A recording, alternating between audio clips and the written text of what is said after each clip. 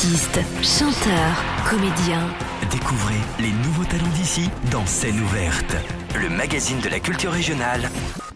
Avec Stéphane Cousinet. Bonsoir à tous, très content de vous retrouver comme chaque vendredi soir. Et oui, nous sommes maintenant dans la saison estivale, ça passe tellement vite que nous sommes rendus au mois de juillet.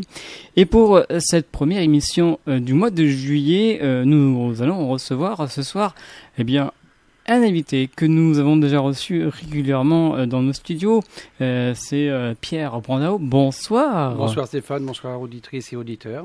On vous connaît déjà un petit peu dans cette émission. Vous venez assez souvent pour nous présenter de nombreux auteurs de livres, tout ceci. Oui. Et ce soir, vous avez décidé de nous faire découvrir une autrice. Exactement, une autrice pour qui c'est le premier ouvrage publié par Eddie Libris, un conte illustré, Monsieur Lapin et l'Anti-Limace.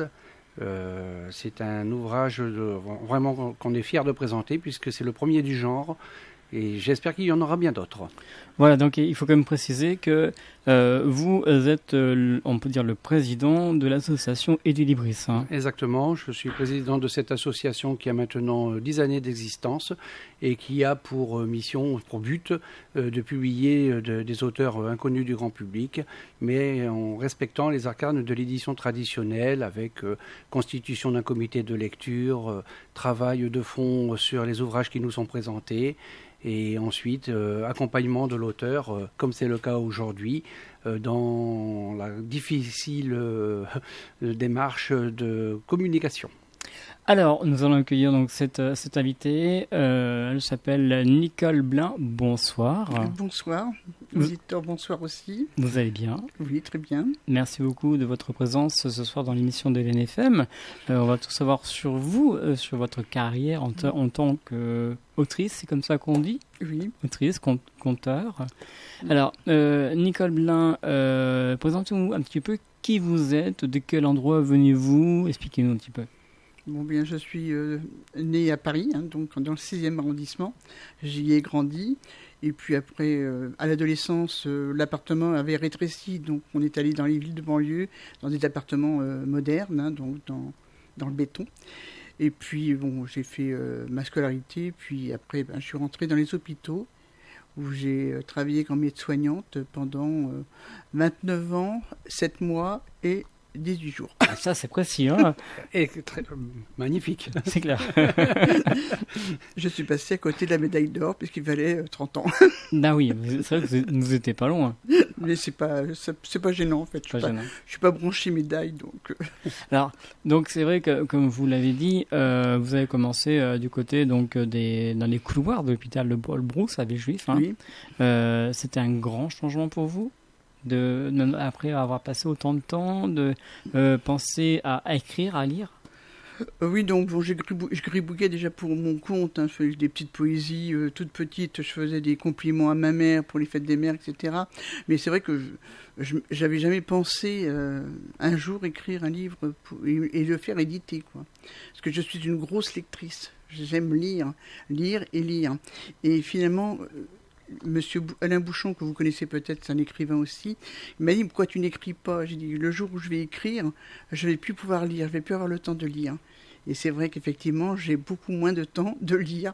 Et parce que quand on est dans une dynamique d'écriture, le problème c'est qu'un livre se fait et l'histoire se branche, une autre histoire se branche par derrière, et ainsi de suite. Donc voilà, il y aura donc un autre ouvrage qui est déjà en cours d'écriture, et j'ai commencé déjà à faire les dessins. Alors, c'est vrai que vous aimez lire. À ce jour, est-ce que vous savez combien de livres vous avez lus?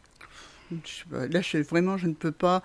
Je vais tourner en moyenne entre, on va dire, 35-45 livres par an, en moyenne, hein.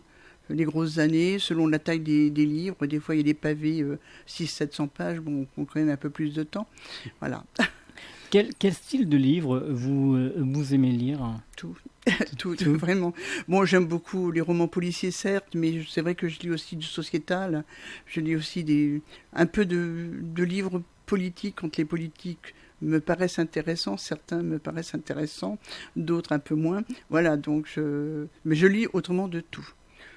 Pas trop les romans à l'eau de rose, j'aime pas tellement, ça, c'est toujours les mêmes thèmes. Voilà. Mais c'est vrai que j'aime varier les auteurs, j'aime varier les pays aussi. Les auteurs de pays différents, les Allemands qui ont une littérature très très intéressante, les Scandinaves aussi, une autre façon de vivre beaucoup plus près de la nature. Même des fois, c'est pour nous qui sommes un peu inhibés, les Français, on est quand même inhibés, des fois ça peut choquer, quoi, parce que eux, c'est vraiment naturel. Eux, leurs héros vont faire pipi, les nôtres pas. D'accord. C'est des petites choses comme ça. Donc, oui, j'aime bien changer aussi de style, d'auteur, c'est très intéressant. Est-ce qu'il y a un auteur qui vous a touché ? Un auteur, je les aime tous beaucoup. Un que je conseille, par contre, des gens qui disent j'aime pas lire ou ils commencent à se mettre à la lecture, je les oriente tout de suite sur Émile Zola. Parce que Émile Zola, c'est un très grand peintre, un peintre des mots. Et il vous fait vivre des émotions. Il a une façon d'écrire. Vous vivez l'instant présent. Il vit le rôle de ses héros. Et nous, on reçoit cette information. Donc, il est émouvant. Il est facile à lire parce qu'il n'a pas un français compliqué. Voilà. C'est un auteur que vraiment, les nouveaux lecteurs, je les dirige vers cet auteur-là. Vers Émile Zola. Oui. D'accord. Autrement, j'ai lu Jean-Paul Sartre, j'ai lu des auteurs plutôt difficiles, mais un peu de tout. Je fais vraiment un peu de D'accord. tout. C'est très très varié mes lectures. Donc vous passez des heures et des heures à lire. Oui, aussi. Et cela vous permet d'écrire des livres. Non, pas ça. Pas vraiment. Non, ça m'oriente pas. Mes lectures, là, je vous dirais, c'est pourquoi ce conte est né. Mais voilà, je ne m'inspirerai jamais de mes auteurs, des lectures que j'ai faites pour écrire un nouveau livre. Je ne pourrais pas. Je ne pense ne pas savoir le faire. Ou bien si je fais quelque chose, ça va être plutôt du sociétal, du psychologique peut-être, dans les comportements des gens, dans les erreurs que l'on fait quand on éduque nos enfants. Parce que j'en ai fait, parce qu'on en fait tous, quoi. Là, ça serait, si un jour j'écris un truc comme ça sera plutôt orienté dans ce sens. Alors avant de présenter ce livre, ce registre de Monsieur Lapin et l'Anti-Limace, donc un livre qu'il faut découvrir, il faut quand même savoir aussi que vous avez participé, vous avez même créé des salons du livre, des rencontres d'écrivains. Expliquez-nous un petit peu. Oui, donc j'ai pris un poste de présidente d'association qui était axée sur le culturel, mais faisait plutôt des expositions de peinture. Et bon, moi, j'avais décidé donc d'améliorer un peu les choses. J'avais connu l'Arbre au Livre qui se tenait à Tennezay quand j'étais arrivée dans la région, et j'ai regretté quand l'Arbre au Livre s'est arrêté. Pour moi, la vie s'est arrêtée également. Donc quand j'ai pris cette présidence, c'est vrai, voulu renouer avec une tradition de salon du livre. Donc j'en ai organisé pendant 4 années de suite. Les 2 premières ont très très bien marché, et puis les 2 dernières, ça a été catastrophique, alors qu'il y avait la même communication, il y avait la même ardeur, je distribuais des tracts, etc. Mais ça s'arrêtait à midi. Après-midi, plus personne ne venait dans les salons, quoi. Donc, et le dernier, bon, les auteurs sont partis sans même vendre un livre. Hein. J'avais vraiment honte de continuer à organiser ça, quoi. Parce que moi, ça me gênait beaucoup. Il y a des gens qui venaient quand même de très loin. Il y avait une dame qui venait de Cholet, comme c'était pas. Elle attendait un bébé, elle était enceinte de 8 mois. Elle est repartie, elle a vendu un livre ce jour-là et à un auteur à côté. Donc, oui, j'étais vraiment vexée, quoi. Alors, il faut quand même préciser que tout à l'heure, vous avez dit que vous venez de Tennezay, du côté donc de Marc Partenay, c'est ça ? Oui, du côté de Partenay, oui. Alors, pourquoi avez-vous choisi cette région ? Vous venez de la région parisienne, oui. Et vous avez décidé de venir... Oui, non, j'avais transité, en fait, je voulais quand même, après à ma retraite, j'ai voulu quand même m'installer dans un endroit un peu plus calme que la région parisienne, quoi. Donc j'avais fait la Nièvre. En Nièvre, pour des raisons qui me sont propres, ça s'est pas très bien passé. Donc mon frère avait acheté une maison à Tennezay. Donc il m'a dit, écoute, je sais pas où aller. Tu me serviras de gardienne en attendant que je prenne ma retraite. Donc je me suis installée à Tennezay. Voilà. Donc c'est vraiment un hasard particulier. C'est vrai que Tennezay, c'était pas forcément un endroit rêvé, quoi, parce qu'il y a plein de petits, dans les Deux-Sèvres, il y a vraiment beaucoup, beaucoup de choses à voir, très, très agréables, il y a vraiment des beaux petits coins. Bon, Tennezay, c'était Tennezay, quoi. Comment on appelle les habitants de Tennezay ? Les Tennezayens. D'accord. Voilà, tout Ok. simplement. Ouais.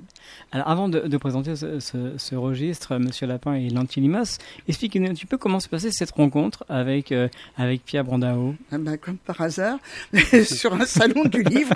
Il faut Un salon remonter du livre à plusieurs années. à Tenzay, donc à l'Arbre au livre de Oui. Tenzay. C'était ma première année. Quand on m'a dit il y a un salon du livre à Tenzay, on va tout de suite, ah bon. Alors je me suis précipité. C'est vrai qu'il y avait plusieurs régions, la Bretagne. C'était vraiment un très très gros salon, hein, très intéressant. Et donc Tenzay, je pense que Pierrot c'était peut-être son premier ou son deuxième salon.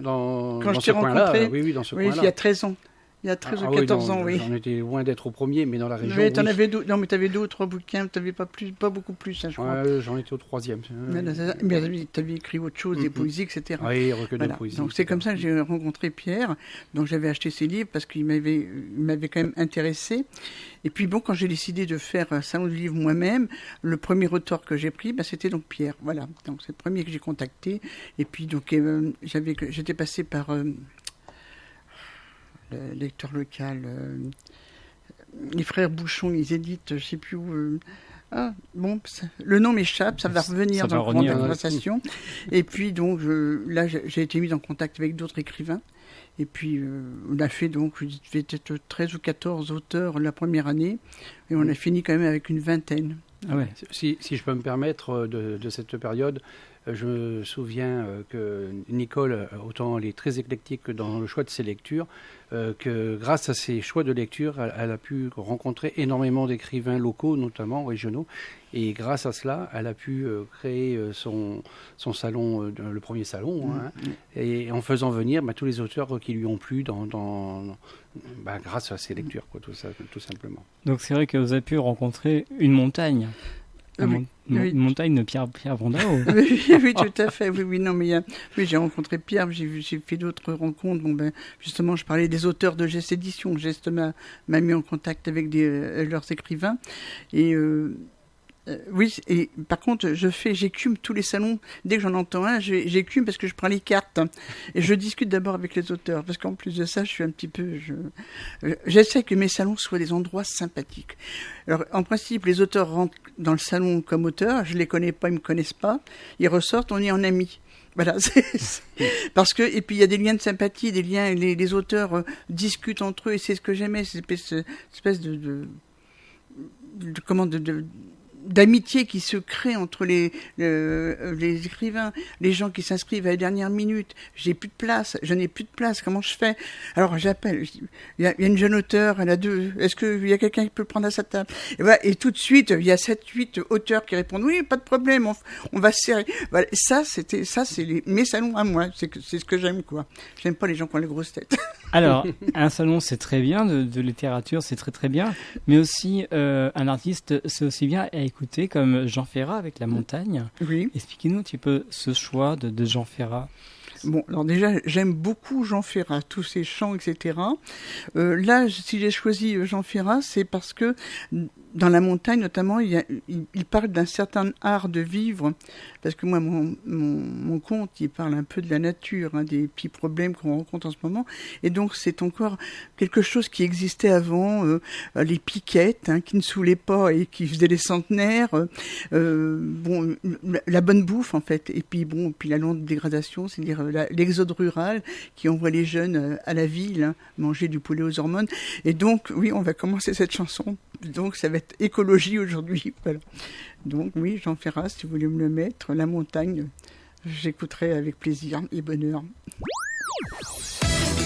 Hélène FM. L'esprit local.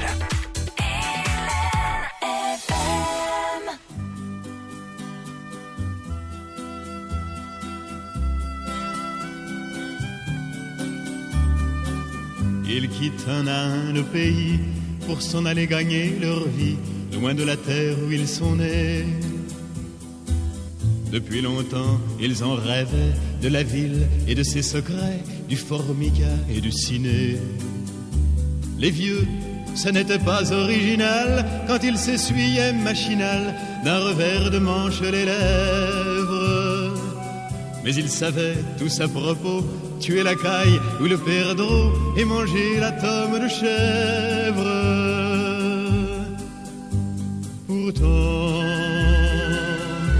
que la montagne est belle, comment peut-on s'imaginer en voyant un vol d'hirondelles que l'automne vient d'arriver. Avec leurs mains dessus leur tête, ils avaient monté des murettes jusqu'au sommet de la colline. Qu'importe les jours, les années, ils avaient tous l'âme bien née, noueuse comme un pied de vigne. Les vignes, elles courent dans la forêt, le vin ne sera plus tiré, c'était une horrible piquette. Mais il faisait des centenaires à ne plus que savoir en faire s'il ne vous tournait pas la tête. Pourtant, que la montagne est belle, comment peut-on s'imaginer en voyant un vol d'hirondelles que l'automne vient d'arriver? De chèvres et puis quelques moutons, une année bonne et l'autre non, et sans vacances et sans sortie. Les filles veulent aller au bal, il n'y a rien de plus normal que de vouloir vivre sa vie. Leur vie, ils seront flics ou fonctionnaires, de quoi attendre sans s'en faire que l'heure de la retraite sonne. Il faut savoir ce que l'on aime et rentrer dans son HLM, manger du poulet aux hormones. Pourtant, que la montagne est belle, comment peut-on s'imaginer en voyant un vol d'hirondelles que l'automne vient d'arriver? Ah oui, une très belle mélodie de Jean Ferrat avec La Montagne, c'était en 1967. Et oui, c'est loin tout ça, mais bon, c'est dans les souvenirs, choisi par notre invité de ce soir, l'autrice Nicole Blin, qui est avec nous, qui est accompagnée par Pierre Brandao, qui est toujours avec nous, hein, ça va? Toujours, bah bien sûr, ouais. Et heureux de l'être. Voilà. Alors, on va rester avec vous, nous allons parler, avant de présenter ce superbe livre, le registre Monsieur Lapin et l'Artie et Limace.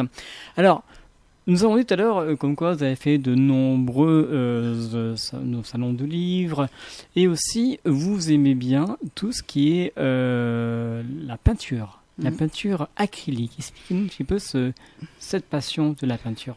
Alors, la passion, elle m'est venue tardivement. C'est-à-dire, quand j'ai pris cette présidence, il fallait présenter faire des expositions, évidemment. Et je me voyais mal présenter un peintre ou un artiste peintre ou aquarelliste ou markettiste, etc., sans en connaître vraiment leurs difficultés. Pour moi, jusqu'à présent, un artiste peintre, il était né avec un pinceau à la main, point. Voilà. Donc je me suis inscrite à un cours de peinture, donc de Mathilde Silvera notamment, et là j'ai remarqué toute la difficulté qu'il y a à faire de la peinture, à faire du dessin, etc. Parce que j'ai jamais vraiment eu de passion pour le dessin. Bon, j'ai gribouillé comme tous les gamins, les bordures, les petites princesses, à l'âge où on dessine les princesses, mais ça s'arrêtait là, quoi.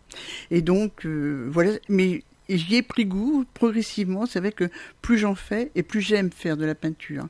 Ça me permet. Il y a aussi, avant les gens, j'entendais parler, j'admirais les tableaux, j'allais voir les expositions. Il y avait certains tableaux devant lesquels je m'arrêtais, soit parce que j'étais touchée par des couleurs, des associations, mais je ne comprenais pas le sens. Et en faisant de la peinture, progressivement, on s'aperçoit que finalement, quand on dessine, quand on peint, on fait aussi passer nos sentiments. C'est-à-dire qu'il y a un ressenti au moment où on peint, et lorsqu'on le pose sur le papier, celui qui est en face, il va prendre le sentiment de la même façon que dans l'écriture. Voilà, donc maintenant, c'est vrai que je prends du goût au dessin et à la peinture. Et c'est vrai que ça s'est un peu amélioré pendant l'illustration de Monsieur Lapin. La peinture sur aquarelle, c'est ça? Alors, il y a de l'aquarelle, Ouais. mais je fais aussi de l'acrylique. D'accord. Acrylique, collage aussi, un petit peu de tout, quoi. Mathilde Silvera, quelqu'un qui nous oriente bien dans toutes les formes d'expression. Elle nous fait découvrir plein de matières, travailler la matière aussi. C'est intéressant. Vous avez mis 4 ans pour le faire, quand même, pour apprendre à peindre à l'acrylique. Apprendre à peindre.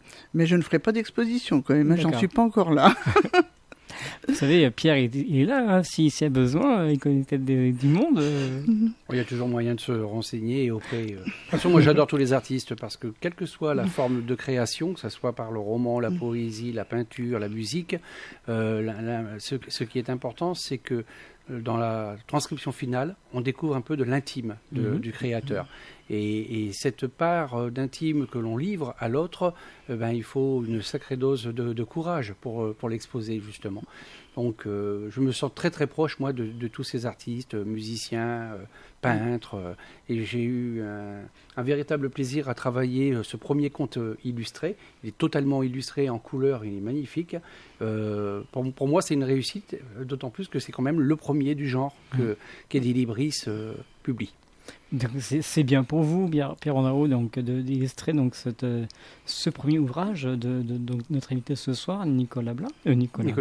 Pardon, Nicolas. Pourquoi Nicolas? Les Polonais m'appellent Nicolas, donc. Voilà, donc en gros, je ne me suis pas trompé. Non, pas trop. Donc c'est vrai que donc comme je vous l'ai dit, donc la peinture, l'acrylique, et ça aboutit donc sur ce registre qui s'appelle Monsieur Lapin et l'Anti-Limace. Alors, déjà, expliquez-nous ce titre, Monsieur Lapin et l'Anti-Limace. Alors, comment est venu ce titre? J'étais en train de faire, avec le laboratoire des transitions, j'étais en train de faire une animation dans le parc de Mouton Village. Et je montrais aux enfants à fabriquer des hérissons en vieux livres, des livres qu'on ne peut plus offrir à la lecture, mais qu'on hésite encore à mettre dans le bac jaune, dans le bac de recyclage. Donc on les recycle en faisant, avec un jeu de pliage, on fait des petits hérissons, mais on peut faire des tas d'autres choses. Le hérisson, c'est ce qui est de plus facile à faire pour des enfants. Voilà. Donc j'étais en train de faire ça, mais avant, parce que je suis quand même parisienne, faut le savoir. Donc moi, la nature, c'est pas trop mon truc. Je connais pas trop de choses. Et donc j'ai lu vite fait. J'ai demandé à Monsieur Google ce qu'était un hérisson. Je dis si un enfant me pose une question que je n'ai pas l'air trop bête. Et donc j'ai découvert que les hérissons mangeaient des limaces, des escargots, des vers de terre, enfin des tas de choses.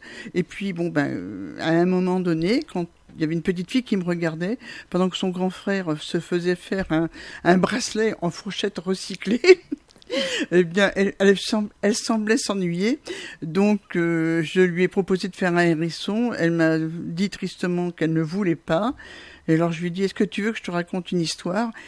Et puis, elle m'a dit oui. Alors, je suis partie sur l'histoire de Pierrot Lapin en colère parce que les limaces, les escargots ont mangé toutes ses salades. Et puis sur sa femme qui lui dit non, faut pas se servir de pesticides, c'est pas bon, tu vas tuer le restant, tout ce qui vit dans la nature. Et puis là, il y a un hérisson qui passe, qui a entendu la conversation, qui dit excusez-moi, mais j'ai peut-être une proposition à vous faire. Voilà, c'est comme ça. Et donc je suis partie sur ce conte. Il y a des gens qui aiment bien exercer le pouvoir, qui m'a dit « Ah tu n'as qu'à la copier, l'écrire ».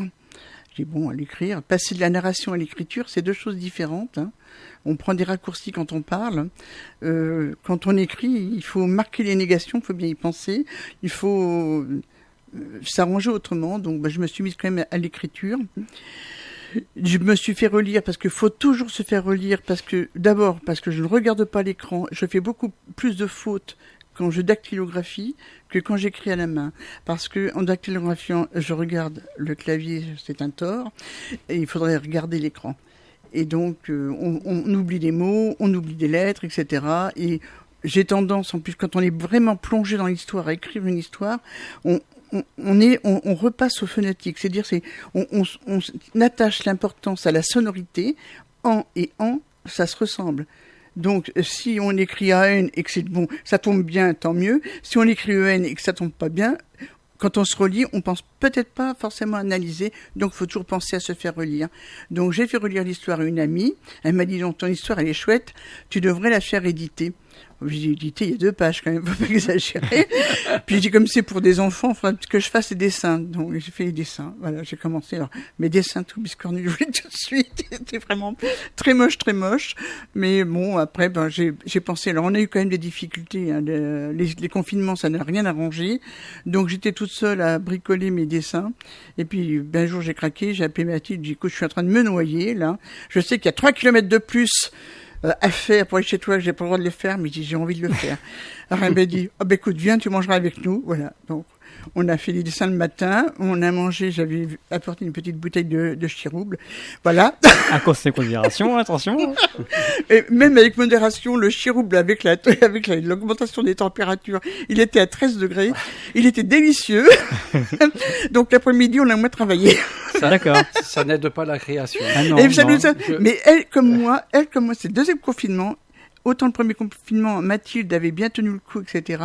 Le deuxième confinement n'avait plus le goût à rien. C'est-à-dire plus rien, complètement déprimé, etc. Et ça nous a fait un bien de nous rencontrer, de se mettre à travailler les couleurs. Ça nous a fait un bien, ça nous a une espèce d'évasion. On se foutait pas mal qu'il y ait 20 km à faire, 5 ou pas. On était ailleurs. On était partis dans cette espèce de paysage, là, un peu biscornu, mais voilà. Ça nous a fait beaucoup de bien. J'ai une question qui me vient à l'esprit que j'ai jamais posée à Nicole. Je voulais juste savoir le choix de Monsieur Pierrot, ça n'a rien à voir avec moi, j'espère. Non. Ah, ça aurait pu. Non, ça n'a rien à voir avec toi, ça n'a rien à voir avec mon gendre, ça n'a rien à voir avec tous les Pierrots de la Terre. Je suis partie, quand j'ai commencé l'histoire, il y a un personnage qui est venu dans ma tête, c'était Jeannot Lapin. Jeannot Lapin, c'est un de mes héros qui a accompagné mes premières lectures de ma première enfance, dès que j'ai commencé à lire. Mais bon, il est sorti d'un tiroir, donc il est sorti comme ça. Mais quand j'ai écrit l'histoire, j'ai dit non, Jeannot Lapin existe. J'ai quand même demandé encore à Monsieur Google de Jeannot Lapin pour voir les dates, si je pouvais m'en servir ou pas. Et effectivement, il a donc 77 ans. Et donc, je pouvais me servir de Jeannot.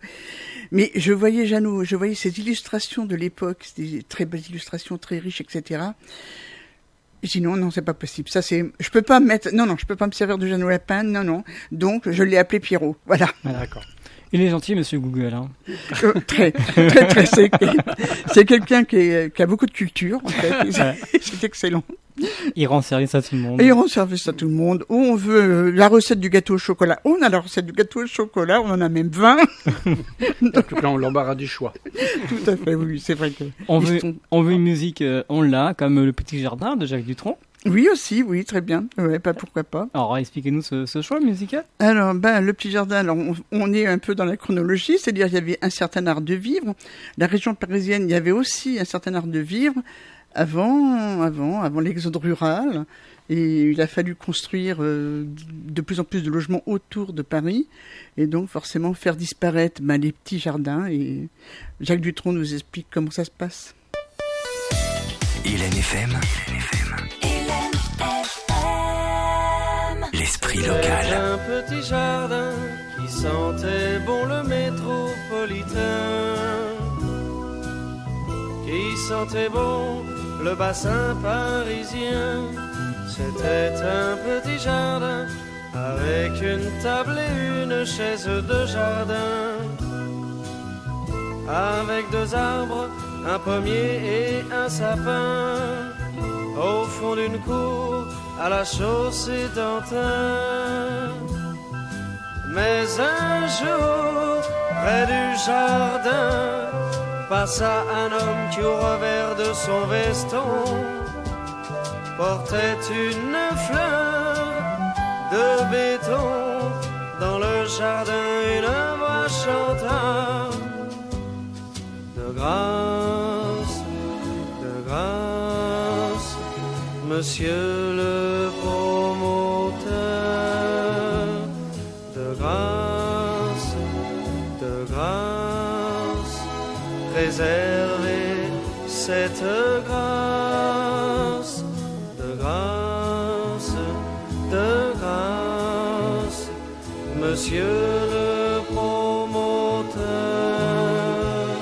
ne coupez pas mes fleurs. C'était un petit jardin qui sentait bon le métropolitain, qui sentait bon le bassin parisien.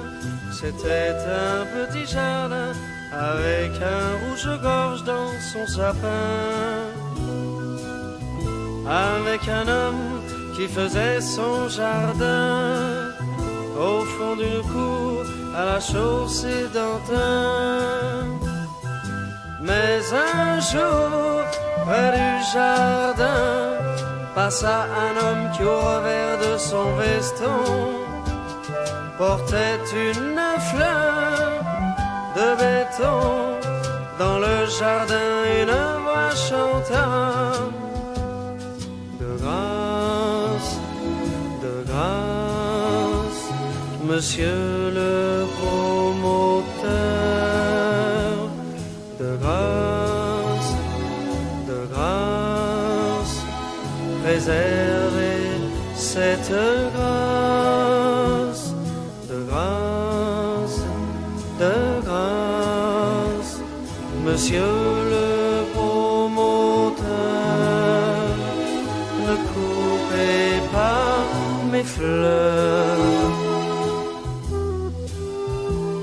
C'était un petit jardin qui sentait bon le bassin parisien.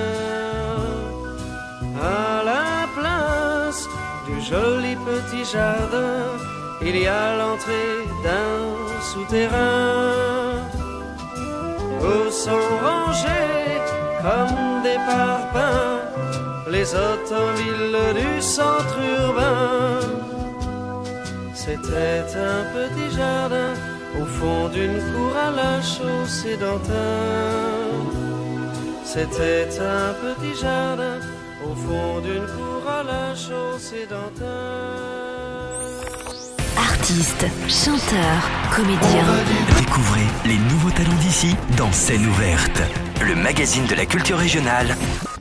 Avec Stéphane Cousinet. On veut du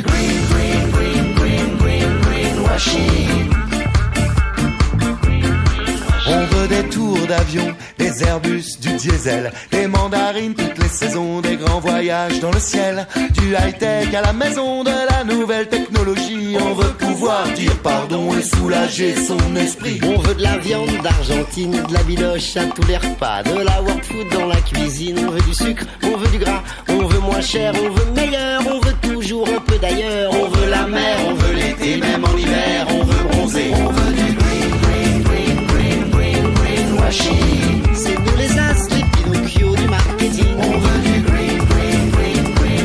greenwashing. On cache les galets sous le sable, on veut des plages de sable blanc, du réseau pour nos portables, on voudrait 4 bars tout le temps, des orgies raisonnables, des grands échangeurs de béton et des amis toujours joignables. On veut des baleines et du thon. On veut du greenwashing. C'est nous les as, les Pinocchio du marketing.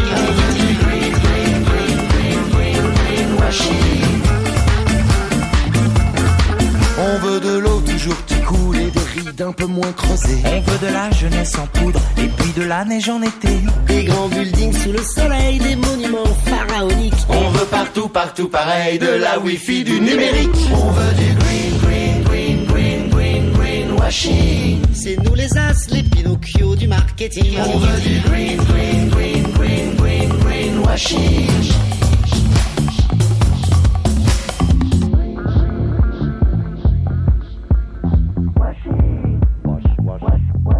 On veut du greenwashing.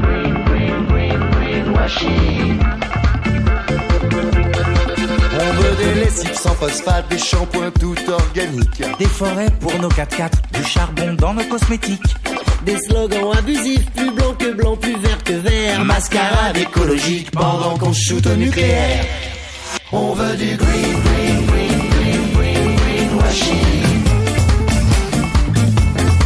On veut du greenwashing. On veut pouvoir dire pardon et soulager son esprit. On veut du greenwashing. On veut la mer, on veut l'été, on veut bronzer. On veut des baleines et du thon.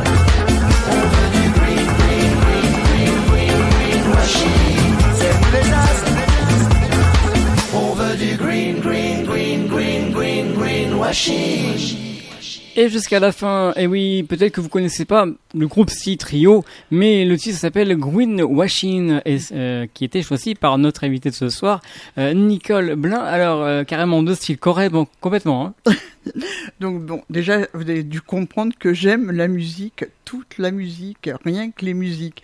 Donc oui, je suis très très branchée musique, que ce soit du moderne, que ce soit du classique, que ce soit de la musique de messe, etc., de l'orgue. J'aime beaucoup la musique.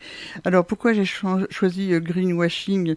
Parce que c'est un peu, il nous met en face de tous nos paradoxes. C'est-à-dire que on veut skier en plein été, on veut bronzer en plein hiver, on veut plein de choses. On veut même des 4x4 pour des forêts pour nos 4x4. Voilà, c'est quand même, c'est paradoxal. C'est-à-dire soit on veut vivre plus vert et plus propre, mais on va apprendre à se passer de plein de choses. Bon, c'est vrai qu'il n'est pas question que j'aille me mettre à quatre pattes devant un lavoir, on est bien d'accord. J'aime la modernité à condition qu'on n'en abuse pas. Et je pense qu'on en abuse, c'est-à-dire consommer. Changer le frigo parce que la mode est au frigo vert et non pas au frigo bleu. Voilà, il y a un moment où il faut savoir s'arrêter, quoi. C'est étonnant, hein, Pierre, hein, comme musique. Hein. Ah oui, ça tranche de premiers choix, ouais. ça déménage. C'est quand même très très vivant, non, c'est très bien, joyeux. C'est bien, ouais. Au contraire. C'est joyeux, c'est coloré aussi, ça vraiment, ça me plaît bien, oui. Alors dans quelques instants, on va continuer à parler de ce registre, et maintenant on va respirer avec qui ? Avec Mickey 3D. Mickey 3D, voilà. Alors un petit mot sur Mickey 3D. Alors Mickey 3D, oui, j'aime beaucoup ce clip notamment. Et voir le clip, il est joli parce qu'on nous montre vraiment une petite fille qui va dans la nature, qui se roule dans l'herbe, etc. Et c'est magnifique, quoi. Bon, et après, à la fin du clip, on voit la petite fille sortir de la salle de cinéma et quelqu'un qui fait la queue pour pouvoir profiter de la nature parce que la nature n'existe plus qu'au cinéma. Alors. Hélène FM.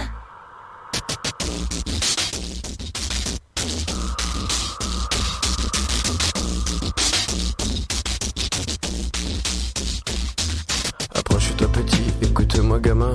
Je vais te raconter l'histoire de l'être humain. Au début y avait rien, au début c'était bien. La nature avançait, y avait pas de chemin.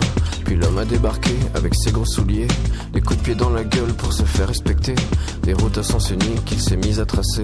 Les flèches dans la plaine se sont multipliées et tous les éléments se sont vus maîtrisés. En 2 temps 3 mouvements l'histoire était pliée. C'est pas demain la veille qu'on fera marche arrière.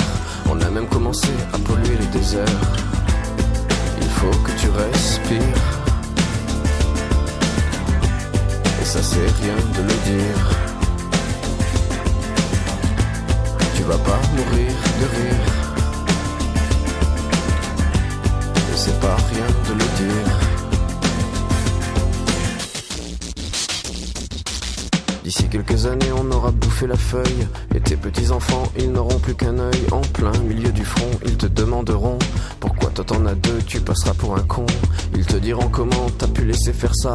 T'auras beau te défendre, leur expliquer tout bas. C'est pas ma faute à moi, c'est la faute aux anciens. Mais y aura plus personne pour te laver les mains. Tu leur raconteras l'époque où tu pouvais manger des fruits dans l'herbe, allongés dans les prés. Y avait des animaux partout dans la forêt. Au début du printemps, les oiseaux revenaient. Il faut que tu respires. Et ça c'est rien de le dire. Tu vas pas mourir de rire. Et c'est pas rien de le dire. Il faut que tu respires. C'est demain que tout empire. Tu vas pas mourir de rire. Et c'est pas rien de le dire. Le pire dans cette histoire, c'est qu'on est des esclaves, quelque part assassins ici, bien incapables de regarder les arbres sans se sentir coupables, à moitié défroqués, 100% misérables. Alors voilà petite l'histoire de l'être humain. C'est pas joli et je connais pas la fin. T'es pas né dans un chou, mais plutôt dans un trou qu'on remplit tous les jours comme une fosse à purin. Il faut que tu respires. Et ça c'est rien de le dire. Tu vas pas mourir de rire. Et c'est pas rien de le dire. Il faut que tu respires. C'est demain que tout empire. Tu vas pas mourir de rire. Et ça c'est rien de le dire. Il faut que tu respires. Il faut que tu respires. Il faut que tu respires. Il faut que tu respires. À l'instant, nous étions avec Mickey 3D, Respire, dans l'émission Scène Verte. Je vous rappelle, nos invités de ce soir, c'est Pierre Brandao qui a invité l'autrice Nicole Blin de Ténézé pour son registre Monsieur Lapin et l'Anti-Limace, premier registre. Donc un registre qui est très intéressant. Alors c'est vrai qu'on a parlé un petit peu de ce contexte, de ce registre, mais en combien de temps vous l'avez-vous écrit ? Je l'ai écrit d'une façon assez rapide, c'est-à-dire il est né au 15 août dernier pendant donc une activité que je faisais à Mouton Village, et donc je l'ai écrit en 2 ou 3 jours. En 2 ou 3 jours le texte. Après ça a pris plus de temps, c'est plutôt le passage à l'illustration qui prend énormément de temps, qui demande déjà, quand on sait dessiner, une première planche en noir et blanc, un autre dessin en essai couleur, c'est-à-dire qu'on teste les couleurs et on essaye de bien respecter, quand on a affaire à des enfants, c'est-à-dire un bleu doit être bleu jusqu'à la fin du conte. L'enfant qui s'appelle Monsieur Lapin est habillé de telle manière, Monsieur Le Pic est habillé d'une autre manière. Madame Lapin a une robe avec des coquelicots, Madame Le Pic a une robe avec des marguerites. Voilà, il faut respecter pour que l'enfant, lui, il sache se repérer, il sache à qui il a affaire, de façon à ce que ce soit pas trop confondant.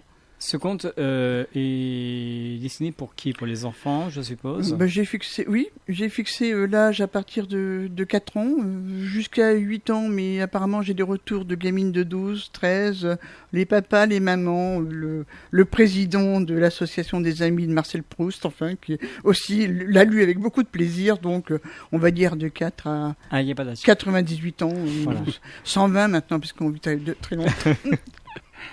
Très bien. Alors, ce conte, on peut le retrouver où ? À quel endroit ? Alors, on peut passer par le site d'Edilibris. Oui. On peut passer aussi par moi, parce que moi je fais les marchés de producteurs, je fais les marchés autour de chez moi, quoi.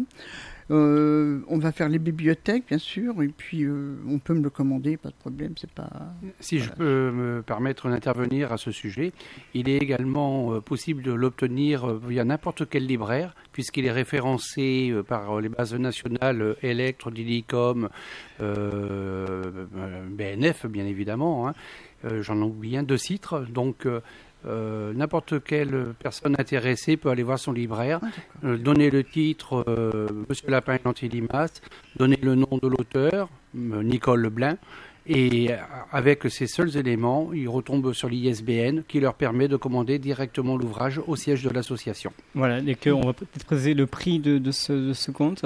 Oui, il est affiché 13 € en 4e de couverture. Voilà, donc n'hésitez pas donc à vous le procurer si vous désirez l'offrir pour, je sais pas, pour un anniversaire, pour vos enfants. Pour les enfants. N'hésitez pas. Donc c'est un livre donc écrit par Nicole Blin, notre invitée de ce soir.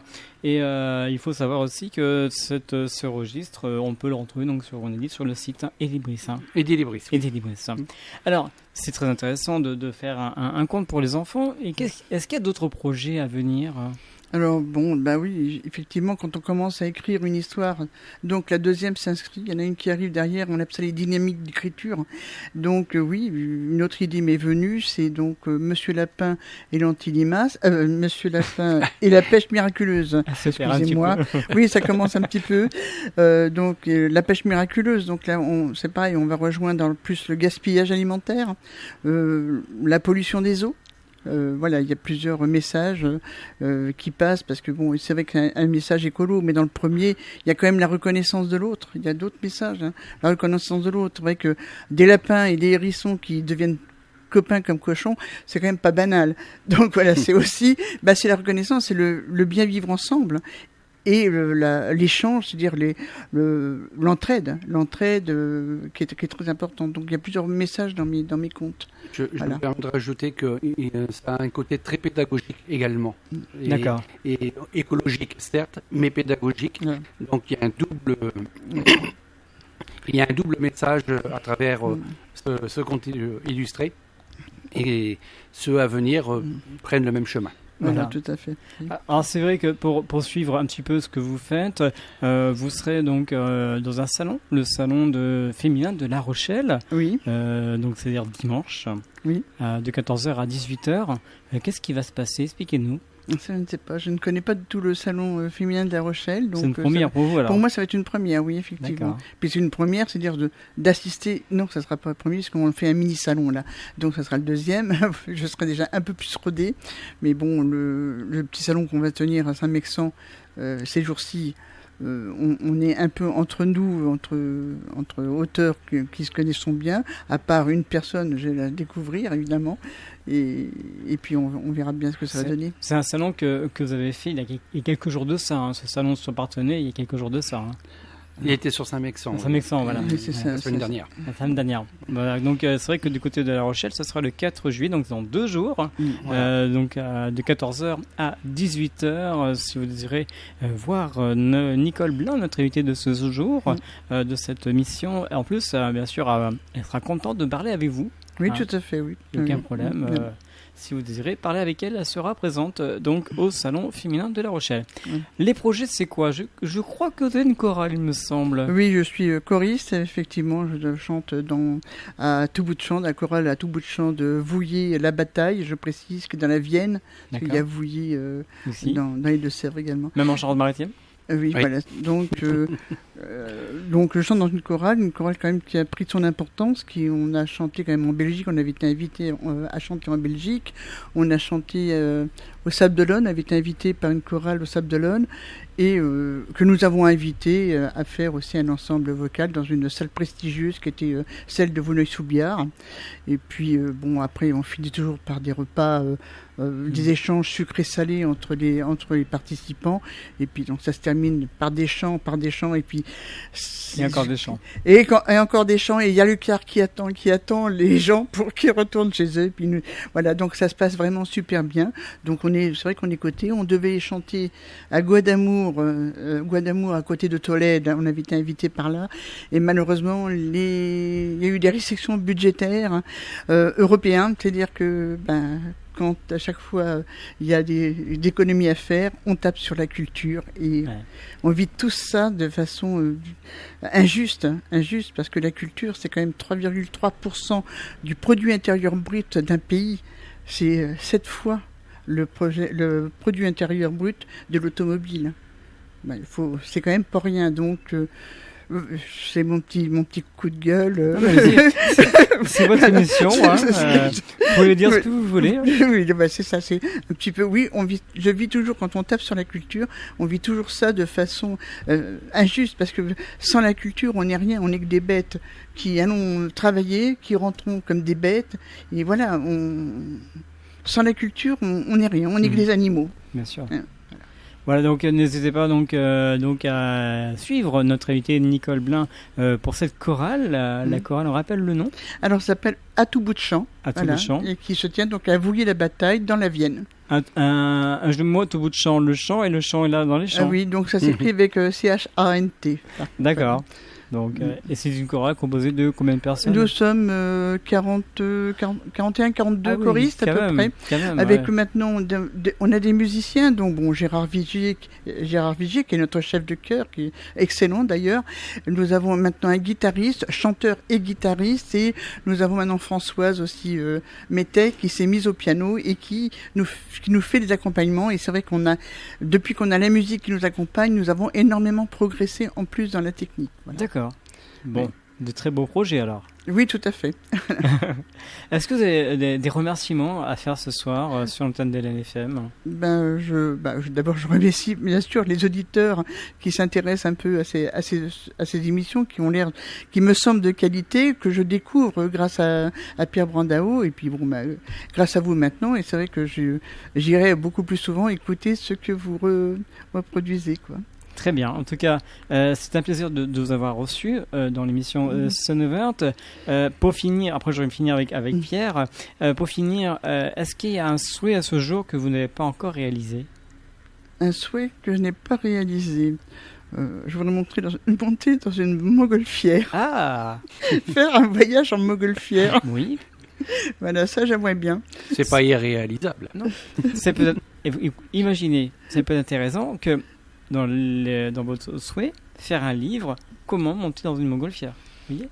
Oui, mais là, je vois pas trop. Je sais pas, une histoire, inviter Monsieur Lapin et la famille Le Pic à mon montgolfière. Non, je ferai peut-être ça avec d'autres personnages. Personnages, je sais pas. Il va y avoir je pense qu'il va y avoir trois livres avec cette famille-là, famille de Lapin et Le Pic. Et puis après, je passerai certainement à d'autres personnages. Demandez à l'auteur, qui a un auteur qui est là, Pierre Brandao. Ah oui, j'ai des idées, notamment ma propre sœur qui écrit. Ma propre sœur qui invente des histoires, elle travaille en EHPAD, et là c'est plus du tout le même public, mais qui cherche une illustratrice pour justement mettre en dessin ces histoires. Donc pourquoi pas. Et t'es sûr qu'elle a vu mes dessins? Le livre est sorti il y a peu. D'accord. Donc, je pense que j'ai encore un peu de progrès. Voilà, donc ça peut être un plus si vous désirez un plus. De toute façon, on a un carnet d'adresses suffisamment large pour trouver l'auteur qui conviendrait à tes dessins. D'accord, ok. Voilà, en tout cas merci beaucoup Nicole Blin. Je vous rappelle que vous êtes de Ténezé, dans les Deux-Sèvres. Vous êtes venu pour nous présenter ce registre, ce conte. On rappelle que ça s'appelle Monsieur Lapin et l'Anti-Limace, un conte illustré aux éditions Edilibris avec notre invité Pierre Brandao qui est avec nous ce soir. Et on peut le retrouver partout au prix de 13 €. Oui, ça je tenais absolument à ce qu'il soit abordable. Parce que ça coûte très cher de faire de l'illustration, mais je voulais quand même rester dans un prix abordable parce que la culture, je suis pour la culture pour tous. Voilà. Merci encore. À bientôt. À bientôt. Alors, on va finir avec Pierre Brandao. Alors, Pierre Brandao, merci beaucoup à nouveau d'être venu ce soir dans les studios, de nous avoir fait découvrir Nicole Blin. C'était avec grand plaisir. Et donc, on se retrouve la semaine prochaine avec vous. Oui, tout à fait. Vous aurez l'opportunité là de rencontrer une poétesse des environs de La Rochelle, de Périgny, Arlette Bessède. D'accord, donc elle sera avec nous la semaine prochaine. C'est ça. Dans les studios, vous revenez nous voir. Vous partez, vous revenez, vous n'arrêtez pas. Écoutez, c'est toujours un plaisir, donc je ne me prive pas de ce plaisir. Et puis on vous aura aussi encore la chance de vous recevoir dans le courant du mois d'août pour d'autres illustrations de bouquins, de poésie, enfin plein de choses. L'association a sorti trois livres et le 4e arrive bientôt en l'espace de 3 mois. Donc nous avons de la matière. Voilà, donc en tout cas, c'était un grand plaisir de vous avoir reçu, Pierre Brandao et puis Nicole Blin. Et on va finir juste avec Nicole Blin. C'est vrai que je ne vous ai pas présenté le titre qu'on va écouter. C'est un titre de journal lyrique qui n'est pas assez connu. Ça s'appelle Poème sur la 7e. Oui. Un petit mot. Alors, Poème sur la 7e, oui, mais là, ça va avec, c'est toujours dans la même chronologie, c'est-à-dire qu'il n'y a plus rien. Il n'y a plus rien, donc Johnny qui parle, qui récite un poème sur ce fond musical, s'interroge, il est inquiet, parce qu'on lui a dit qu'il y avait des oiseaux, qu'il y avait de l'herbe, qu'il y avait de la mer et du sable, mais il voudrait la preuve. Alors il demande des photos, parce que apparemment, il ne croit pas, puisqu'il y a vraiment plus rien, quoi. Eh bien merci, voilà, on va découvrir ce titre ou redécouvrir sur l'NFM. Merci beaucoup et on vous dit à bientôt et à Pierre à la semaine prochaine. À bientôt, à la semaine prochaine. Merci. Merci. Voilà, quant à moi, on se retrouvera bien sûr la semaine prochaine pour une autre émission. J'espère que cela vous a plu. On se retrouve bien sûr sur le site lnfm.com si vous désirez suivre l'émission. Vous pouvez aller sur la chaîne YouTube. Je vous souhaite une très bonne fin de soirée. Et bien, pour ceux en vacances, bonnes vacances. Je crois que les vacances arrivent dans quelques jours maintenant. Donc, restez toujours aussi fidèles à cette émission estivale tous les vendredis soirs de 20h à 21h. À très bientôt. Merci. Au revoir. Artistes, chanteurs, comédiens. Découvrez les nouveaux talents d'ici dans Scène ouverte, le magazine de la culture régionale. Avec Stéphane Cousinet.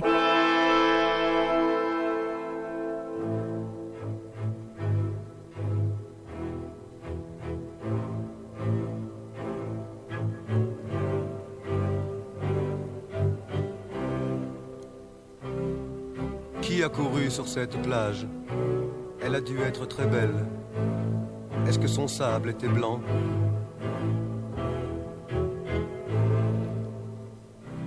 Est-ce qu'il y avait des fleurs jaunes dans le creux de chaque dune? J'aurais bien aimé toucher du sable une seule fois entre mes doigts. Qui a nagé dans cette rivière? Vous prétendez qu'elle était fraîche et descendait de la montagne. Est-ce qu'il y avait des galets dans le creux de chaque cascade? J'aurais bien aimé plonger mon corps une seule fois dans une rivière. Dites, ne me racontez pas d'histoire. Montrez-moi des photos pour voir si tout cela a vraiment existé. Vous m'affirmez qu'il y avait du sable et de l'herbe et des fleurs et de l'eau et des pierres et des arbres et des oiseaux. Allons, ne vous moquez pas de moi.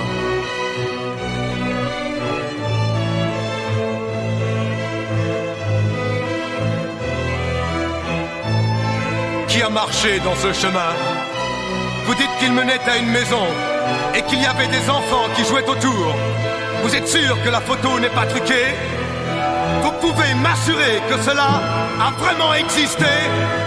Dites-moi, allons, ne me racontez plus d'histoire. J'ai besoin de toucher et de voir pour y croire. Vraiment, c'est vrai? Le sable était blanc? Vraiment, c'est vrai? Il y avait des enfants, des rivières, des chemins, des cailloux, des maisons. C'est vrai? Ça a vraiment existé? Ça a vraiment